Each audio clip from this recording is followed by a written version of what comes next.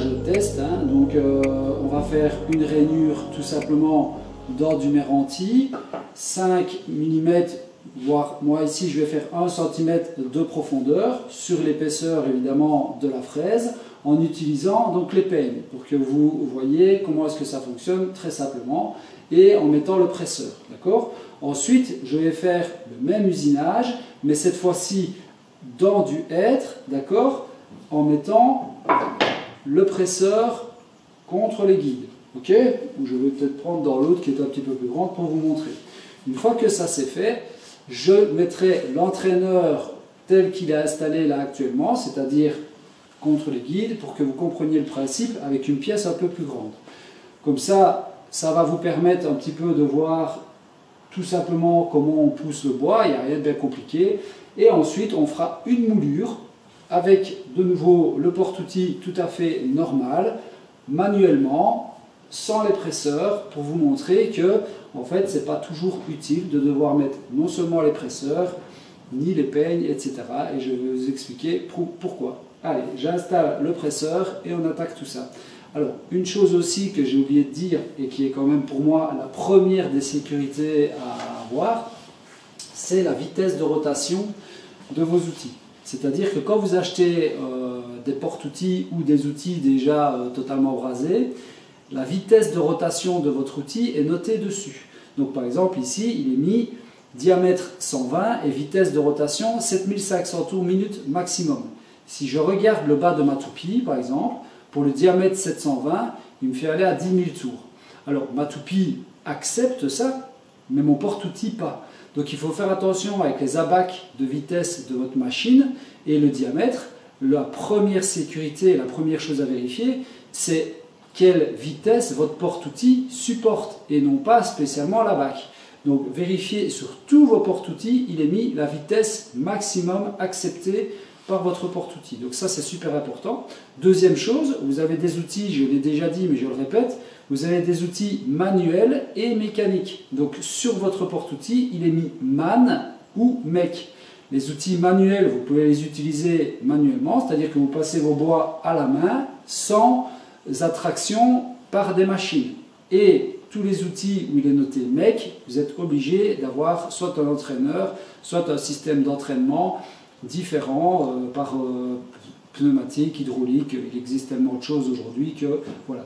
Donc ça c'est important à savoir. La vitesse, c'est le premier organe de sécurité avant même tout le reste quand on a installé l'outil.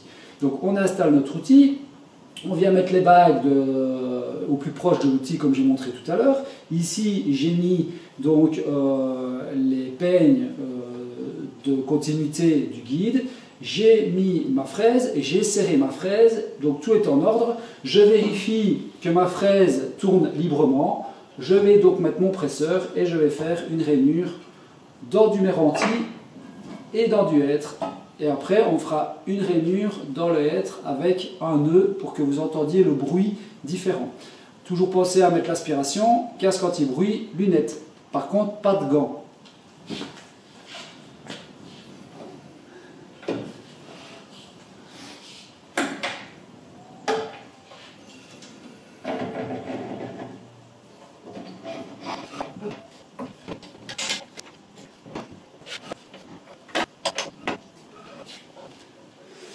Donc voilà, comme vous avez pu voir, donc, ma pièce est juste contre, d'accord. Donc maintenant, je vais tout simplement procéder à l'avancement de ma pièce d'un côté vers l'autre. J'ai réglé ma profondeur donc à 1 cm, comme je l'ai dit, moi j'ai un réglage micrométrique qui me permet de connaître en fonction du diamètre de ma pièce, je sais quelle graduation je dois mettre. J'allume l'aspiration et puis c'est parti. Alors une chose importante, avant de lancer votre machine, toujours vérifier que vos organes de sécurité, les guides, etc. soient bien fixés, bien bloqués. Tous les organes ici justement qui font office du presseur, etc. et qui sont plus proches de l'outil, soient bien fixés et qu'il n'y ait pas d'éléments qui soient désolidarisés. Okay, donc moi c'est bon, tout tourne librement. Maintenant je peux retirer la sécurité, ma hauteur est réglée. Je retire ma sécurité, j'allume l'aspirateur et je fais ma première passe dans le méranti et puis dans le hêtre.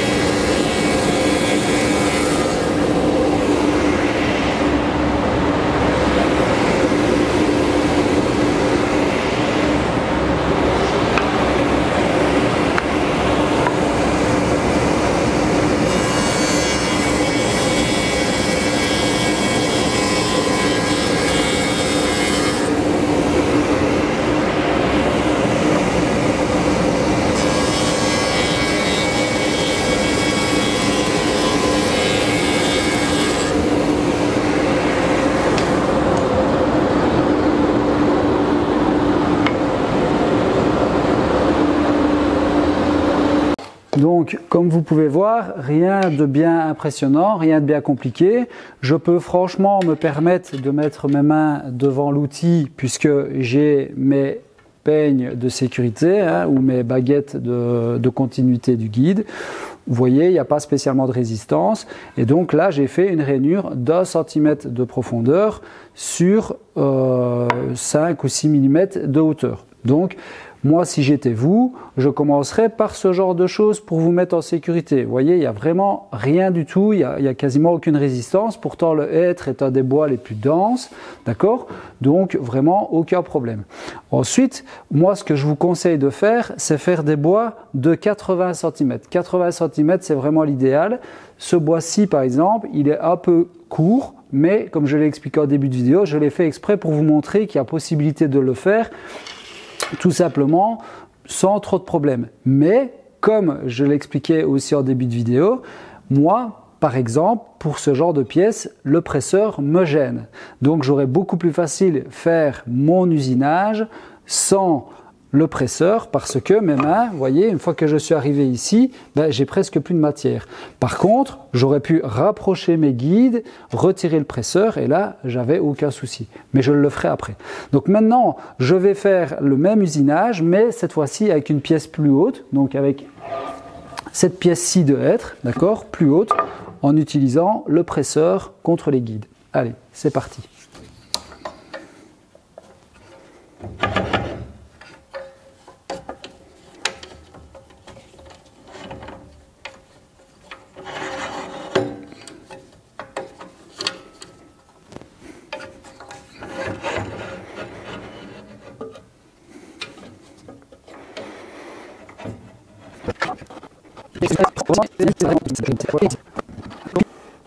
Voilà, ça presse légèrement, c'est suffisant. Et je viens vérifier ici, j'ai une pression également. D'accord? Donc maintenant, je serre, je vérifie de nouveau que tous mes organes soient bien serrés, partout. Voilà, je vérifie que mon capot est bon, je vérifie que mes guides sont bien fixés et on est reparti pour un tour.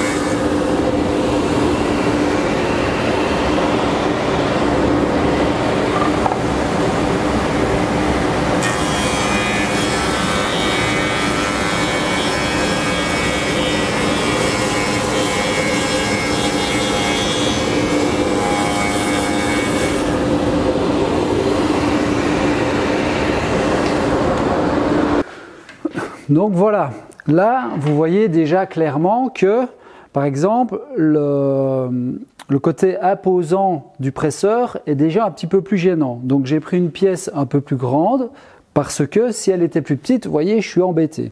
Le fait d'avoir justement les peignes de protection qui empêchent de rentrer vers l'outil, en fait, est largement suffisant que pour pouvoir me passer de ce presseur.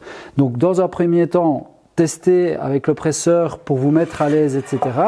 Mais vous voyez qu'ici, pour moi en tout cas, c'est plus handicapant. Donc je vais refaire en fait le même usinage dans l'autre sens, uniquement sur la partie basse, parce qu'après je vais vous montrer avec l'entraîneur, pour vous montrer qu'en fait je suis exactement dans la même situation de sécurité sans le presseur ici. Et par contre, je vais être beaucoup plus à l'aise pour travailler. Donc moi, je me sentirai encore plus en sécurité parce que je suis beaucoup plus libre de mes mouvements et je maîtrise beaucoup mieux l'utilisation de mon outil. Que là, en fait, à un moment donné, je suis ici, puis je suis là-bas. Et donc, c'est un petit peu plus embêtant. D'accord? Donc, je refais l'usinage et je vous montre ça sans justement le presseur contre les guides.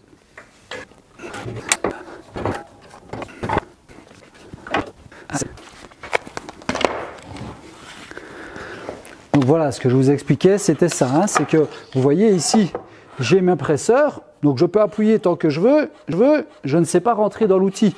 Donc en termes de sécurité, vu la hauteur de ma pièce, vu la continuité des guides, je n'ai aucun intérêt à mettre le protecteur. Alors de nouveau, vous pouvez le mettre, mais comme je le dis, pour moi, dans cette situation-ci, il n'y a aucun intérêt. Donc l'organe de sécurité est là, il peut être installé, mais pour moi, il est contre-productif. Vous comprenez maintenant peut-être un peu la nuance? Donc je vais le refaire et vous allez comprendre.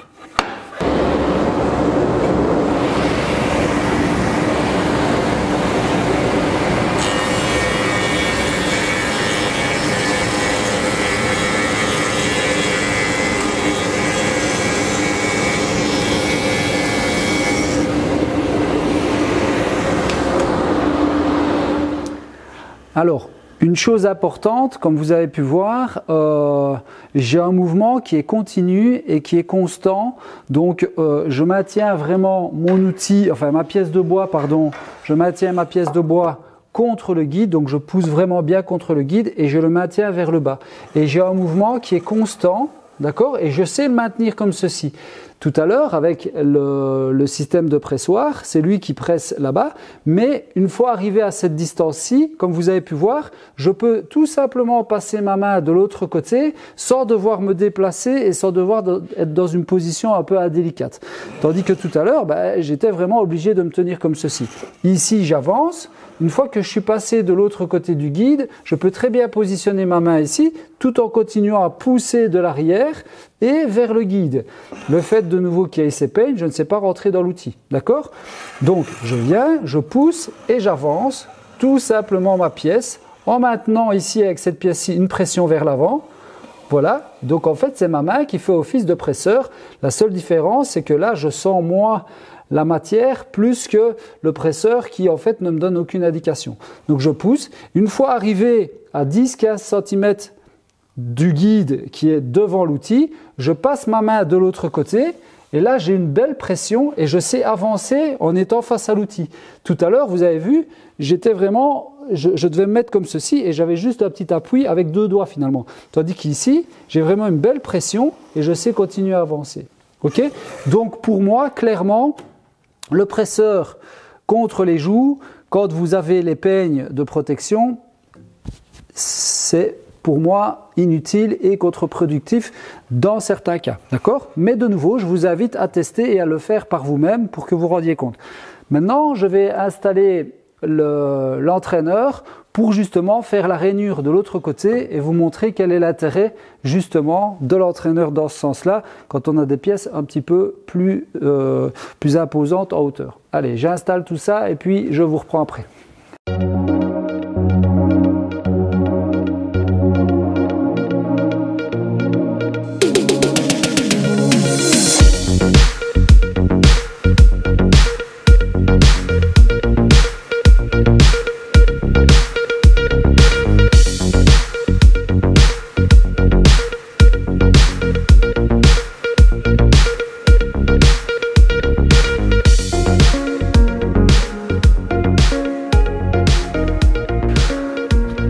Donc voilà, l'entraîneur est installé.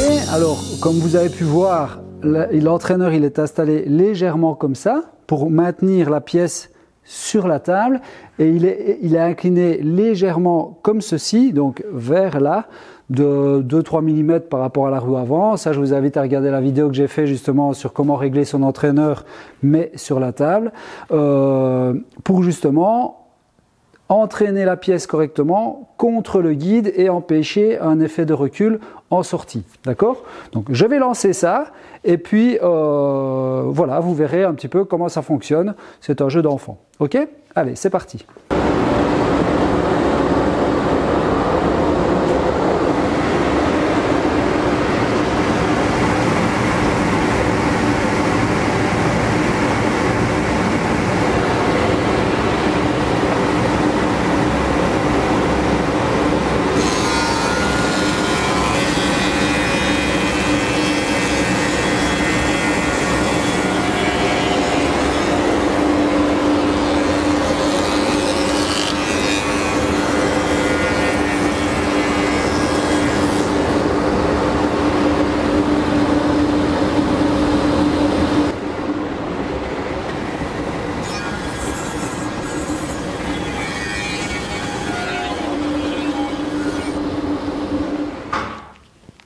Donc voilà, comme vous avez vu, un jeu d'enfant avec l'entraîneur. Donc maintenant, je vais retirer l'entraîneur, je vais retirer les peignes de protection ou de raccord entre les deux guides.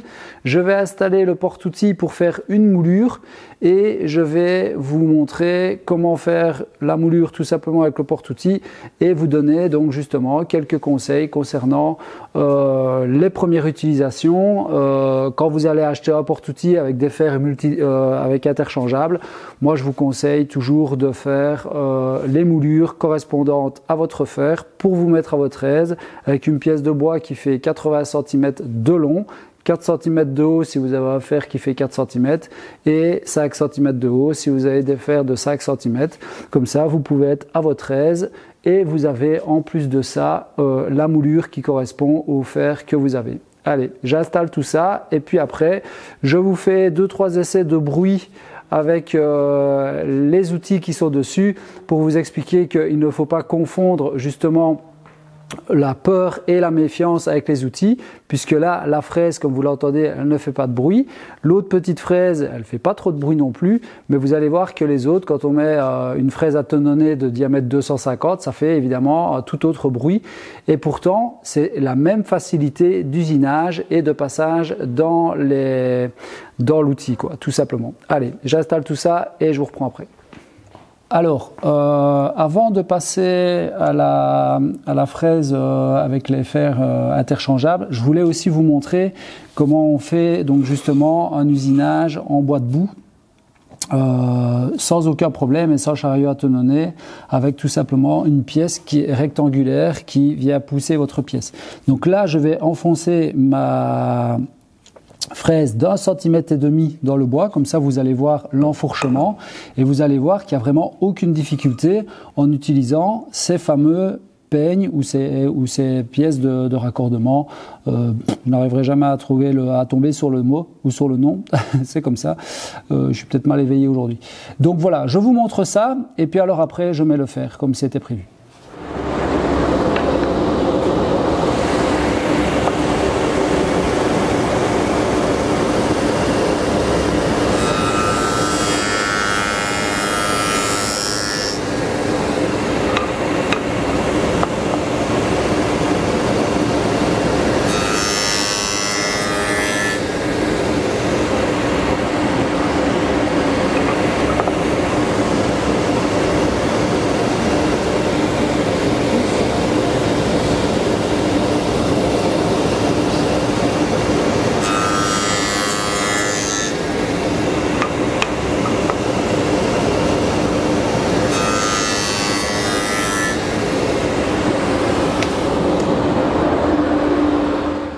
Donc voilà, comme vous avez pu voir, vraiment rien de fou, il n'y a pas de mouvement du bois, juste avec une pièce rectangulaire, voilà, je pousse et je viens me guider en fait contre ces fameuses languettes de protection. Si j'avais été manuellement, vous voyez, ça aurait pu bouger, etc.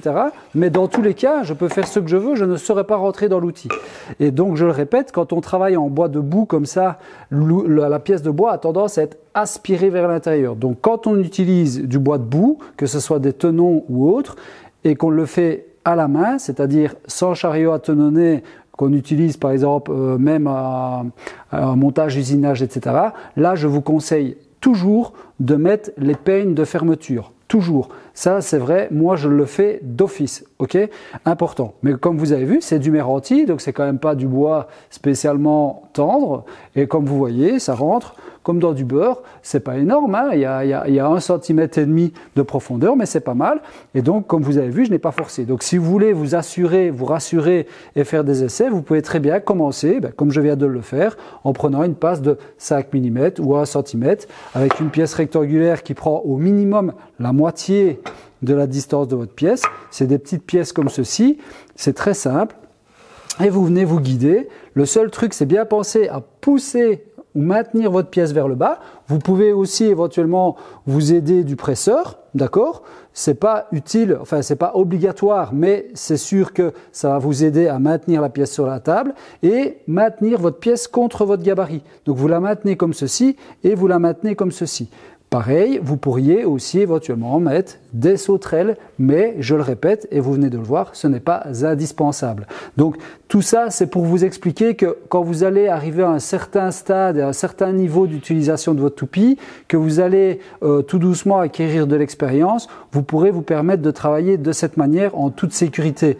Ici, preuve en est, il n'y a vraiment aucun risque. Je ne prends pas des risques inconsidérés. C'est d'ailleurs le but de la vidéo. C'est de pouvoir vous rendre tranquille à la toupie et démystifier aussi cet outil qui est pris pour un outil hyper dangereux et qui en fait n'est pas plus dangereux qu'une panneauteuse, et je dirais bien au contraire, à partir du moment où on connaît les règles et qu'on sait les forces exercées par l'outil en faisant tel ou tel usinage, comme pour faire des plates-bandes par exemple, où là il y a une très grosse prise de matière et donc il y a des choses à mettre en place. Mais ça, on va faire des portes dans le courant du mois de mars-avril, je pense.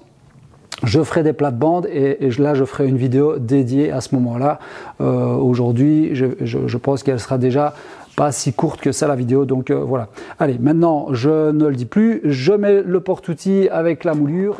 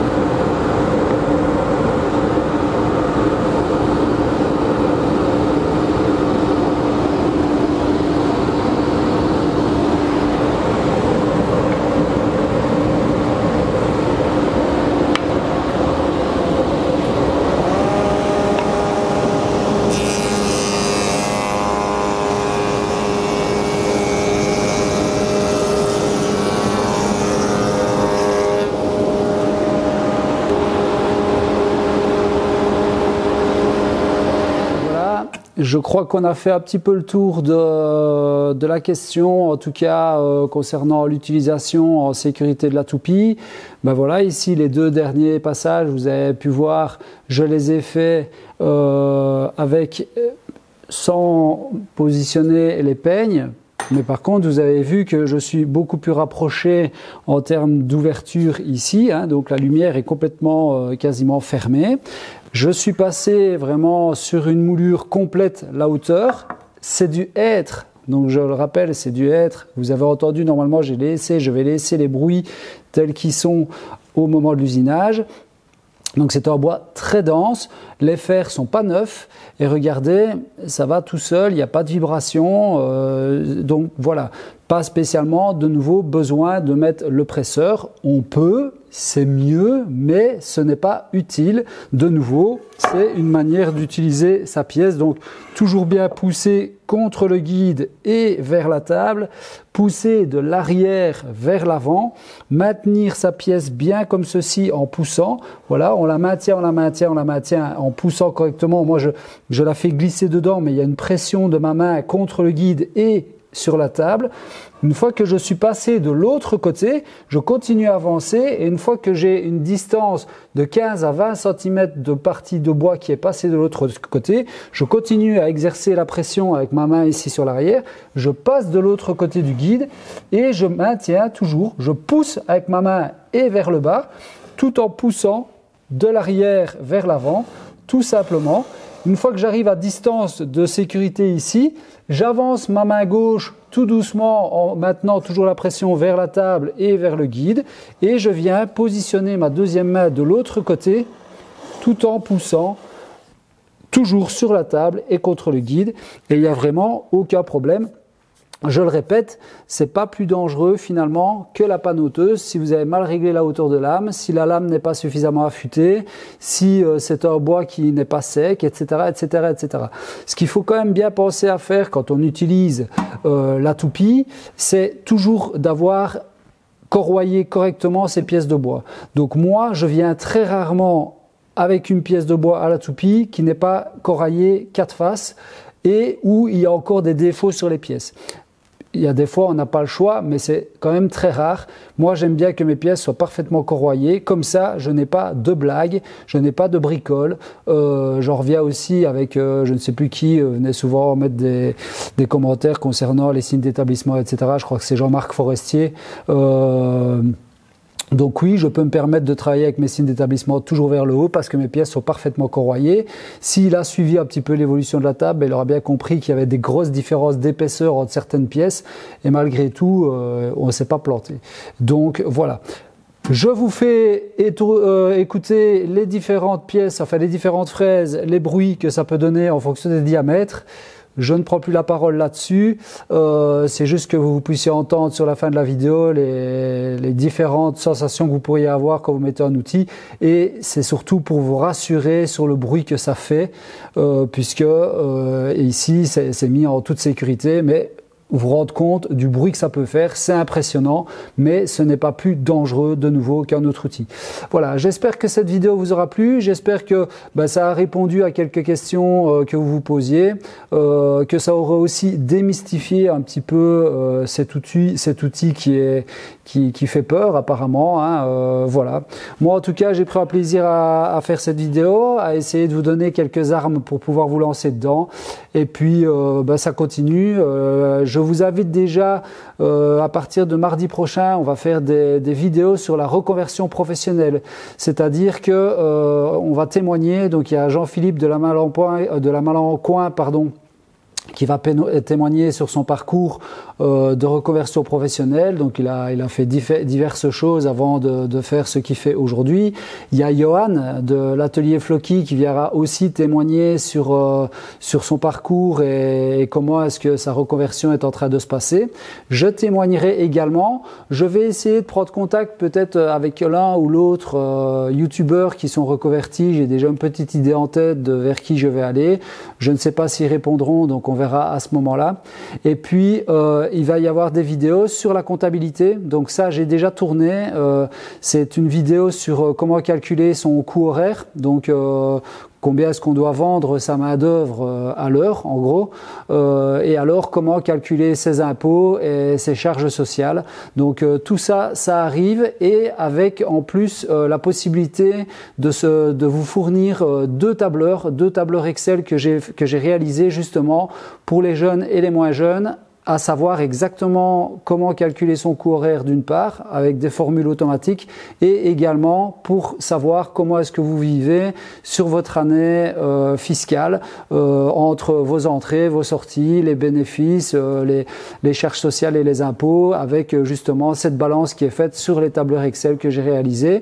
Je les ai fait pour les Français, je les ai fait pour les Belges, je les ai fait pour les Belges en personne physique, et je les ai fait pour les Français en EIRLS, enfin EIRLIS, donc avec impôt sur société, et EIRLIR avec impôt sur le revenu. Donc j'espère que ces sujets vous intéresseront. Moi en tout cas, c'est toujours dans cette optique de partage, de connaissances par rapport à mon métier d'artisan.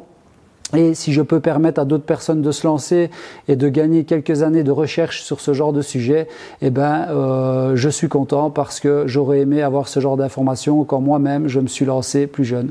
Voilà, allez, je vous dis à bientôt pour de nouvelles aventures. Salut, salut!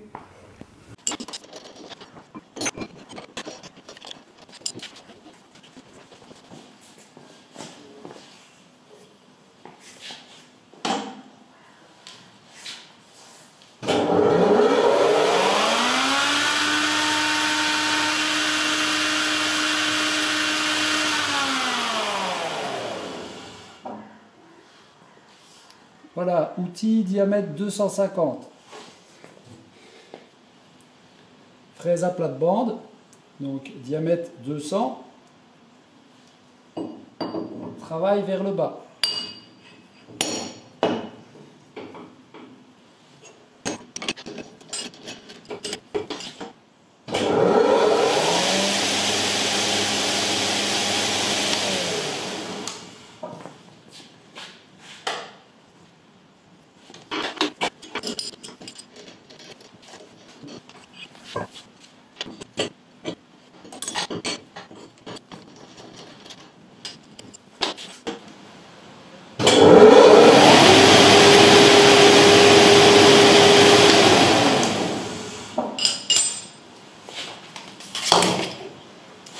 Et voilà, donc vous avez vu un petit peu comment est-ce que ça fonctionnait. Juste une chose, j'avais dit que je ne dirais plus rien, mais important, parce que j'en ai pas spécialement parlé, je pense, dans la vidéo, c'est toujours évidemment avoir des fers et des fraises affûtées. Ça, c'est aussi une des choses qui vous permettra de travailler en sécurité. Et deuxième chose, c'est toujours bien vérifier le sens dans lequel vous mettez votre fraise, donc le plat du couteau, toujours dans le sens de coupe. Donc si vous coupez dans ce sens-ci, le plat doit être vers là. Si vous coupez dans l'autre sens, le plat doit être de l'autre côté, pour les gens qui ont des toupies qui tournent dans les deux sens. Je referai probablement des vidéos sur la toupie pour montrer voilà, les arbres qui s'inclinent à 45 degrés, etc. Donc celle-ci, l'arbre s'incline à 45 degrés. L'intérêt justement d'avoir une toupie qui tourne dans les deux sens pour pouvoir utiliser une certaine partie de la moulure des fraises, etc. Donc je le répète, donc n'hésitez pas, entraînez-vous, testez votre toupie, essayez à sec, donc sans avoir mis d'outils à préparer votre passage, comment est-ce que vous allez vous y prendre, comment est-ce que vous allez mettre vos presseurs, etc. Et puis je vous souhaite d'arriver à avoir moins peur pour les personnes qui ont peur, parce que je reçois des messages de personnes qui me disent « Ah ouais, j'ai une toupie, mais je ne suis pas à l'aise », donc qui ont des combinés et qui n'osent pas utiliser leur toupie. Donc j'espère que pour toutes ces personnes-là, ça les aura un petit peu rassurées, ça leur donnera l'envie de faire quelques essais en sécurité et en respectant les règles de sécurité. Et donc voilà, moi je reviens vers vous déjà vendredi, et puis pour tout le reste, comme je vous l'ai expliqué juste auparavant. Allez, à bientôt pour de nouvelles aventures. Salut, salut!